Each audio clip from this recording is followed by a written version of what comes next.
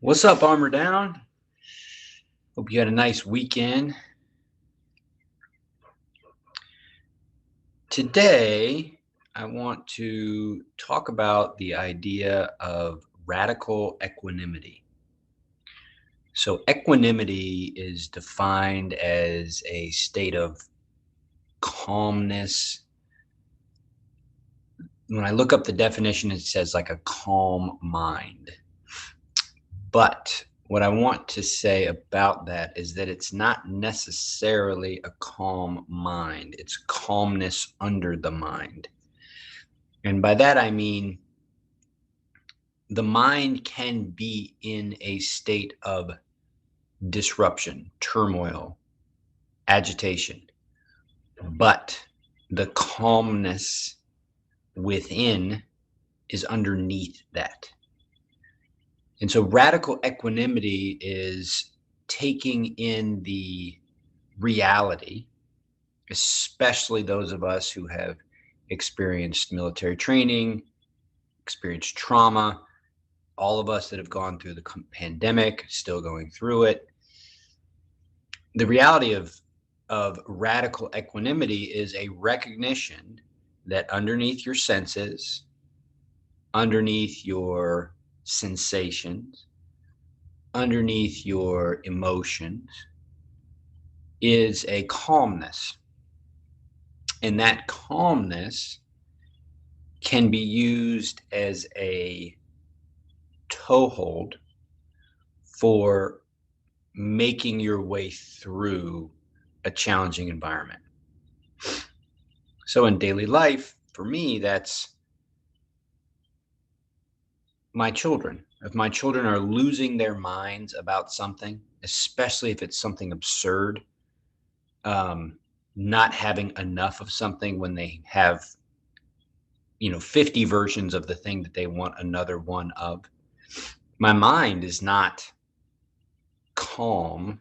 My mind is, are you kidding me? You have 50 of X, Y, and Z and you want something else? What am I doing? Am I raising little monsters? Like what's the matter with you? So my mind can be doing that, but I'm aware of my mind. So radical equanimity is not the mind calm. Radical equanimity is that aspect of awareness that's calm, even inside that thing. How about at work? There's a colleague that has just behaves in an absurd kind of way, and interactions with this colleague include levels of aggression and demand that are not warranted, nor are they they're not based on hierarchy. This is just that person's style. And my inner world working with this person is full of conflict and frustration. My mind is just wanting to fix it, and I'm just in it. And instead of being these layers, I'm the calm underneath. I'm the thing that is aware of this spinning up and aware of that spinning up. So there's a key distinction in the elements of radical equanimity that point to the underneath, what's underneath the turmoil. There's famous stories about becoming, the way to describe the mind is water, and then at the base of this water is soil or dirt or soot, or not soot, but the water, so the water gets shaken up, right? And so the water becomes cloudy, and you can't see through it. It's cloudy. It's full of dirt and whatever. It's all cloudy. And if you can settle, if you can be present with all that cloudiness, and you don't agitate it further, the sediment in the water settles all the way to the ground, and it becomes clear again, right? So that's the basic idea. But it's not the mind. It's not the mind is settled. as much as there is the space underneath that is the calm. So I wanted to point that out. I wanted to bring that forward so that you can see that it's okay to have a mind that's spun up. It's not, the goal of the practice isn't a mind absent of activity or even turmoil. It is a awareness of the mind and the recognition that who you are, what you have agency over is the calmness underneath. So that's radical equanimity. Let's do 4 bells, because that's what the 4 bells is all about, right? It's you're the platform that's exploring the awareness of bell 1 senses. You're the platform that's exploring then bell 2, the sensations of the body along the alignment of the spine. You're the awareness that's exploring the platform of the breath and how the breath shows up and what the sensational qualities are, et cetera, et cetera, et cetera. You're the platform that turns the internal world into this beacon of goodwill that's shining inward and outward in 4th bell. You're the chooser. So let's choose.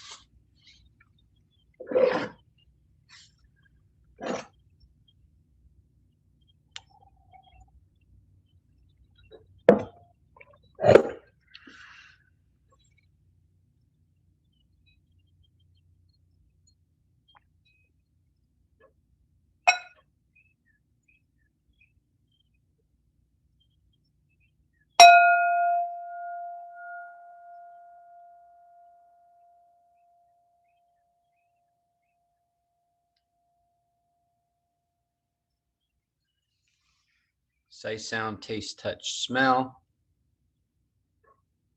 What shows up first? It's open awareness. You're just asking your body to present. What do we got? Sound of birds. Sound of the machine humming in the refrigerator. Quiet in the corners.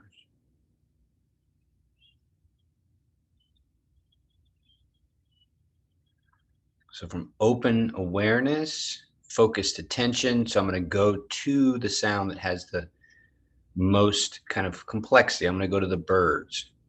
So I'm going to send my focus through my sense of sound to the birds that are all chirping on my left. How many birds are there? What's the pattern?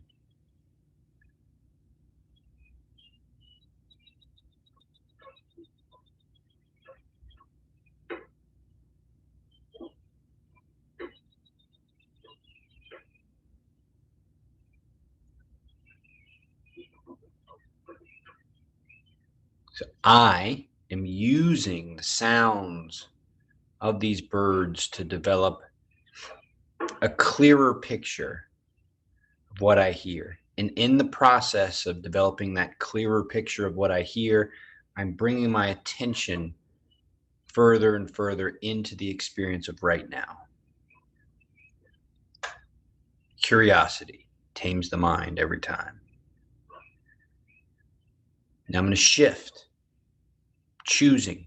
Each little step, each little shift is reinforcing the skill set of being the chooser of what your attention goes to, what you give life to. So from there, I'm going to go into a closer exploration of my sense of touch. Noticing the movement of fabric on my left wrist, the sleeve of my sweatshirt, the pressing of the sleeve of the sweatshirt onto my watch, the pressing of the sleeve onto my watch, the metal of the watch connecting to my wrist, the wristband of the watch. From there, flash out, noticing the areas of the sweatshirt that are pressed against my skin, the areas of the sweatshirt that are open, temperature differences.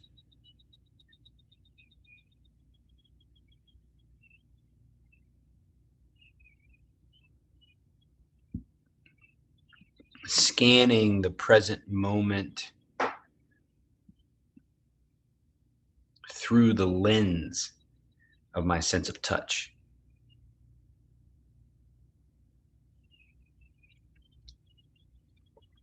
Mouth, sensation in mouth. It's a different experience. There's no wetness to my sense of touch, but my mouth has moisture. So there's that sensation, the moisture, the sensation of moisture, the sensation of water, the sensation of kind of that the quality of water versus the quality of sound. The sound is just this pop, pop, pop, pop, this little pop, pop, pop, pop, this quick sounds, and then it come to the mouth, and then it's just this moisture feeling. Noticing the teeth, noticing there's spit moving in my mouth watering, the leftover taste of coffee. The feeling of this spit on my tongue.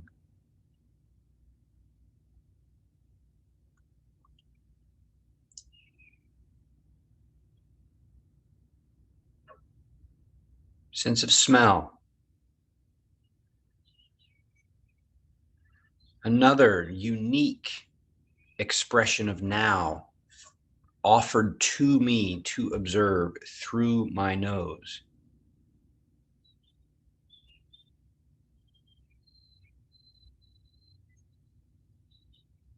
Pulling attention away from the other areas of observation to the sense of smell, the experience of the breath coming into the nose, the emphasis on what that smells like, the zero in of attention.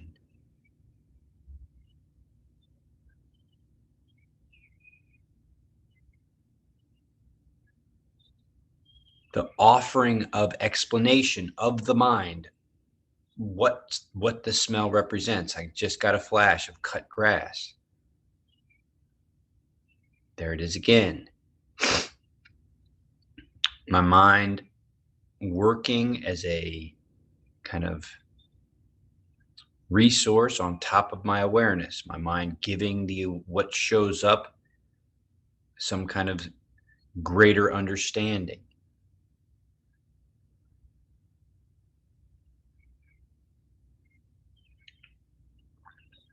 First bell moving from open monitoring to sound, to touch, to smell, each its own unique expression of the present moment.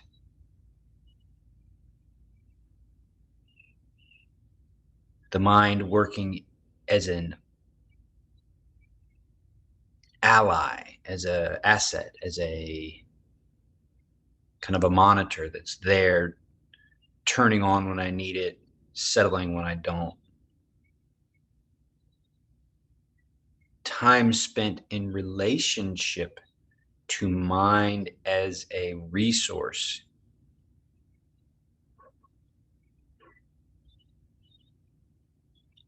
Let's go to second bell.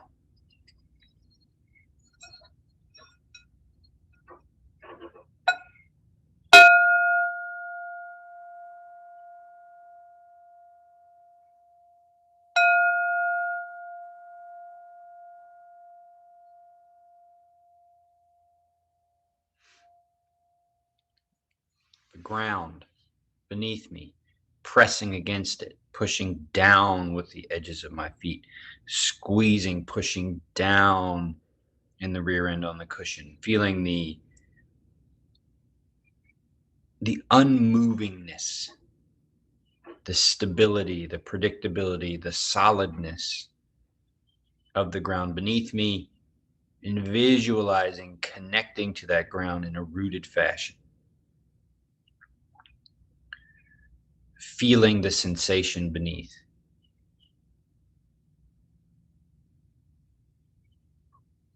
It's just a broad sensation. It's not terribly refined. It's pretty muted. Whereas, for example, like the bird sounds are dip, dip, dip, dip, dip, dip, dip, dip, dip, dip, dip. But the fan sound of the refrigerator is. So that's the quality of the difference, if you compared it to sound, but now it's a sensational difference. So the quality of the ground, its solidness, it's just a steady solidness. From there, come up to the pelvis. The pelvis has a rocking quality to it. Forward and backwards, rounding, left and right. The edge of too far left, off balance. The sensation of off balance, alignment, misaligned. Finding the middle representing balance, sustainability, sensationally. And it's sustainable juxtaposed to the off balance. So the off balance is required to recognize balance. The absence of balance is what gives balance its flavor, its quality. The interaction between awareness of balance, imbalance, over and over and over, recognizing the calm underneath the observation, the observer as opposed to the observed. From there, the core having the ability to expand out, pull in, belly button, movement of the belly, sides, lower back having this quality of sensation that's dense compared to the front core. Visualizing the mind, the bones of the lower back in front of the spine, the guts and the layers of muscles of the stomach. The feeling, the difference, the observable difference between the density of the lower back compared to the movement, the opportunity of movement in the front of the core.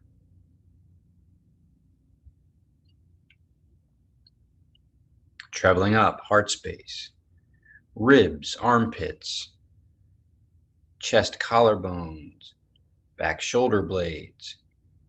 Any movement of the arms, any movement of the shoulder blades has an impact all over the heart space. Also has an impact on the alignment from the base all the way up to the top of the torso. Everything connecting to everything else. Rounding the shoulders forward, feeling the rounded back. The practice of feeling the present moment of the rounded back. Recognizing the rounded nature of it, recognizing the sensation of it, recognizing its opposite, practicing the choose, practicing the change, practicing the being the change agent, practicing the intelligence of the body telling you through sensation, balance.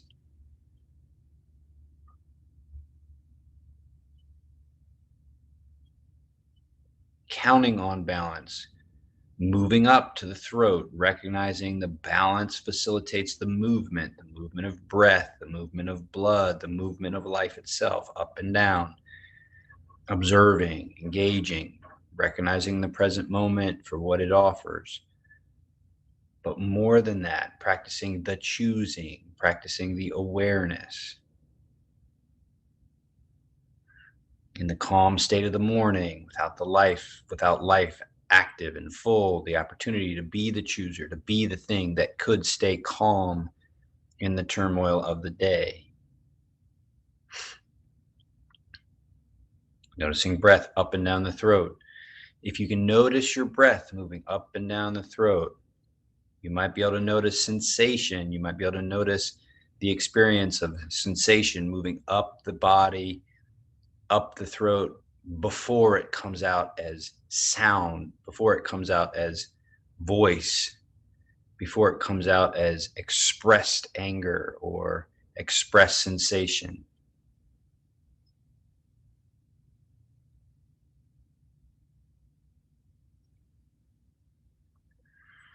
The top of the head, organizing the spine, recognizing the organization of the spine, recognizing what it feels like today to be balanced and alert and relaxed, registering the feeling with the mind of a soft forehead, soft eyes, soft cheeks, soft nose, soft chin, recognizing over and over, day after day, these little subtleties that over and over, day after day, become bigger and nuanced.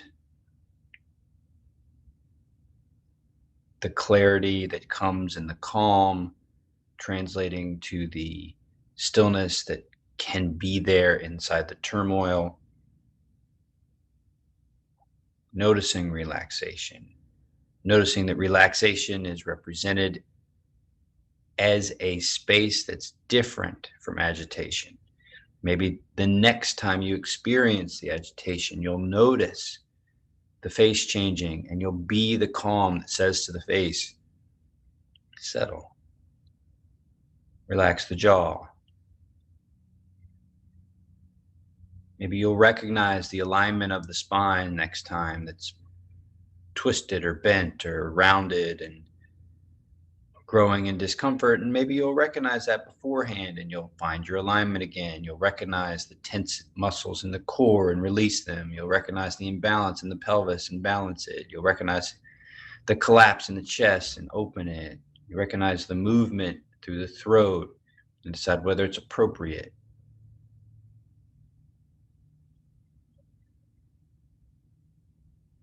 Third bell.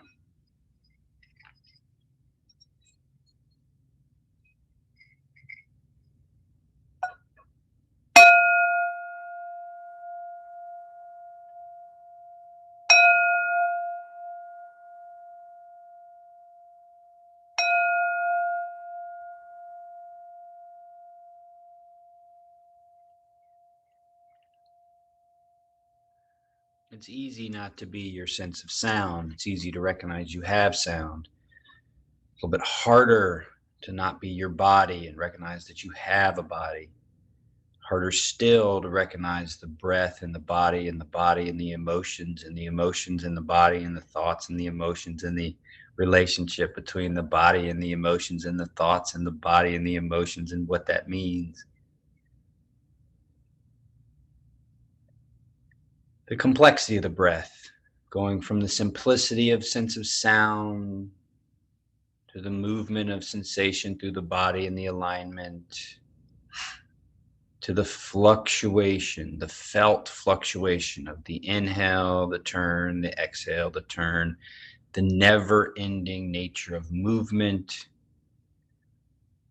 the relationship of the expansion of the breath into the body. How expansive is the body, or is the body condensed? Is the body tight? Is the breath tight because the body's tight?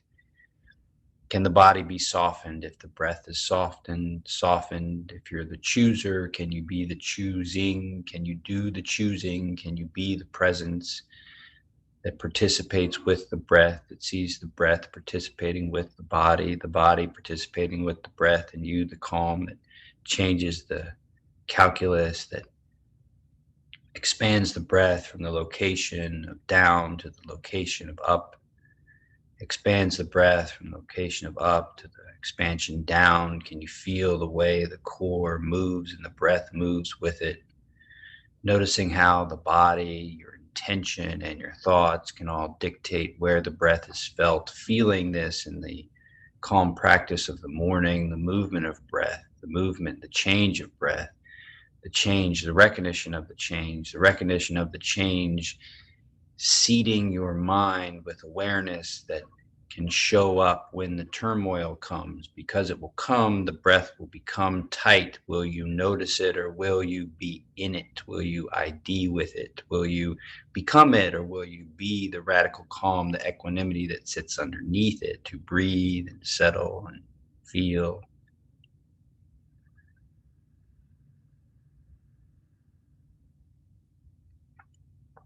Noticing the space that's always there, the calm underneath, the calm that rests, the calm that never changes, the calm that is the space from which everything moves. Without the calm space, without the zero, without the stillness, there's nowhere to move from. There's no element of this compared to that. It is your presence that gives the quality of difference.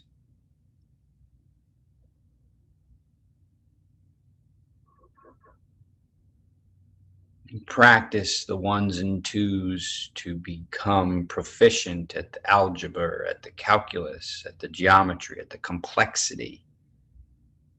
You study the fundamentals to be excellent when it gets complex. Third bell, the studying of the breath, fundamental, the inhale, the exhale, the pauses in between, the way the body frames the potential of the breath, and the way the breath can influence the way the body feels. The body talking to the mind listening to the mind talking to the mind dominating the body, the mind making up the past, the mind projecting into the future, the body listening, the awareness getting caught up, or the opposite. The mind, the body, everything going crazy, going into different places, the complexities of emotions, the complexities of the emotions triggering memories that the body responds to through tension and movement patterns. And there you are, present, recognizing the motions and the movements, and interacting with them, settling,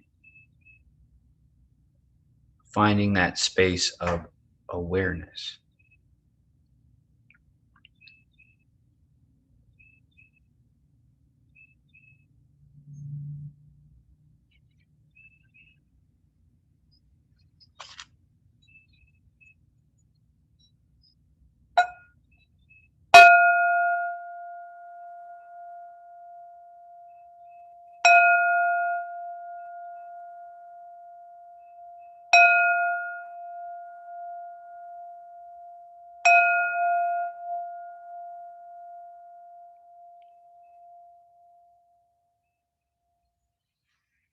What then can that space do? Maybe the most powerful thing of all, the radical acceptance of the things that are, and the opportunity to interact with them with open-heartedness.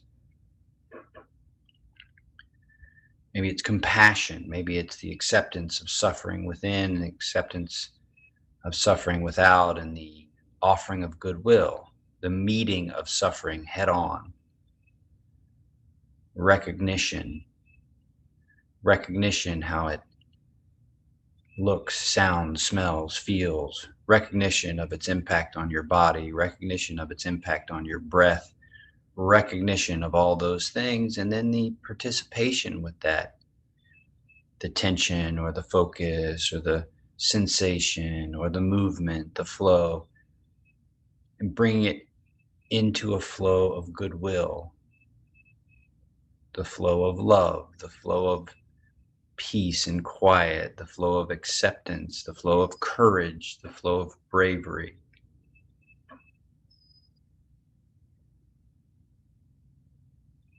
Ultimately, that flow of compassion, that sense of suffering and goodwill. Without one, can there be the other? The irony of it all, the reality that there's always going to be the fluctuation. Can you notice it? Can you see it? Can you participate with it? Can you feel it? Can you notice how it's influencing the world around you, your perception of the world around you? Can you feel it through your body? Can you get to that place of goodwill? Can you find the open heartedness? Can you let go of the story? Can you recognize the sensations of the story and soften them and breathe and be with?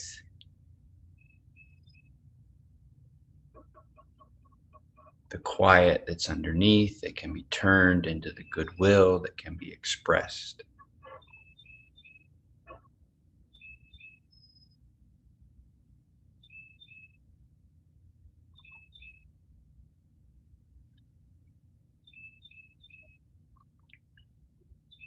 And then the finish. The finish of being the intentional chooser. The 2 rounds of breath, the second exhale, and the finish.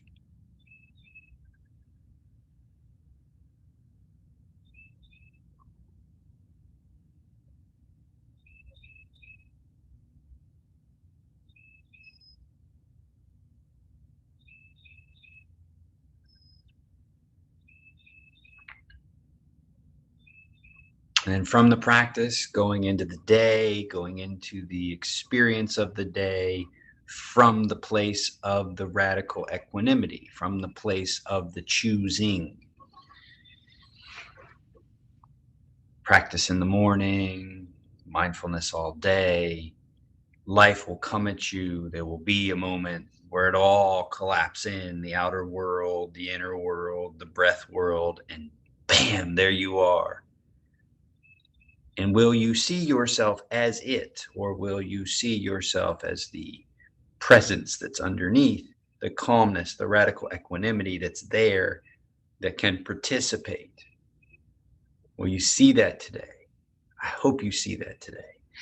Because when you see it and you recognize that you can do it, you're going to be like, oh, damn, that's so different than how it was before. I wish you luck. I'll see you later in the week.